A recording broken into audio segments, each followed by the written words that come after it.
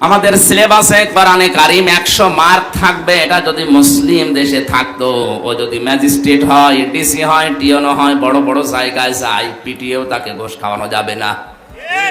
ঝিনাইদার এক টিওনোর বাড়িতে একবার উপস্থিত হয়ে দেখি ওনার আমার চা দিল, সে 20 সালে চা দিয়েছে, কিন্তু নিচে কোনো পিরিচ নেই। আমি হেসে ফেলেছি।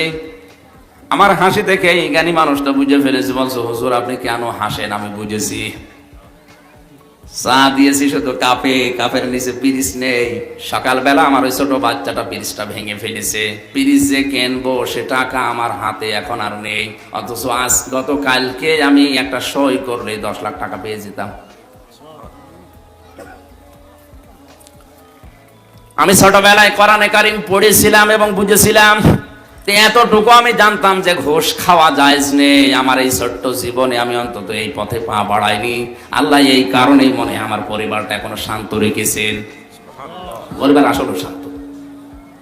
যারা অবৈধভাবে ইনকাম বন্ধ করে দেয়, আল্লাহর দিকে তাকিয়ে কষ্ট তাদের হবে, কিন্তু অজানা একটা শান্তি আল্লাহ তাদের মনের ভেতরে পরিবারে তৈরি করে দেবে। কারণ আমরা জানি শান্তি এটা আল্লাহর নাম। সালাম কার নাম? আপনি টাকার উপরে শুয়ে থাকলেও শান্তি পাবেন না, অথচ দেখা যাচ্ছে অনেক মানুষ গাছতলায় বসে শুয়ে এমন ঘুমাচ্ছে, সিটাক্সিন খেয়ে, কষিয়াম খেয়ে, ওই ঘুম আসে না। শান্তি দেওয়ার একচ্ছত্র মালিকানা আল্লাহর। তার বিধানের বাইরে গেলে আল্লাহ শান্তি নষ্ট করে দেয়। চর্মচোখে হয়তো দেখা যায় খুব আরামে আছে, লোকটা 5 গাড়ি নিয়ে আসতেছে, কিন্তু ওর ভেতরও বিষ।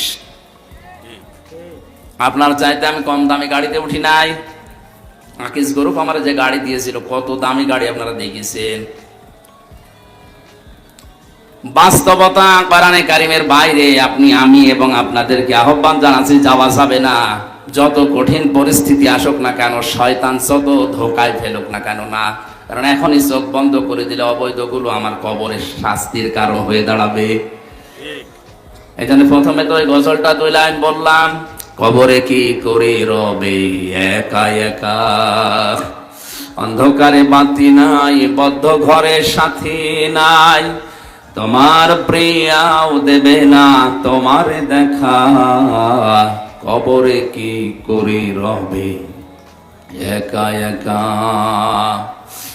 এক মুহূর্ত যে সন্তানে না দেখলে ঝড় ওঠে প্রাণে, তাদের ছেড়ে গোরস্থানে থাকবে যে একা।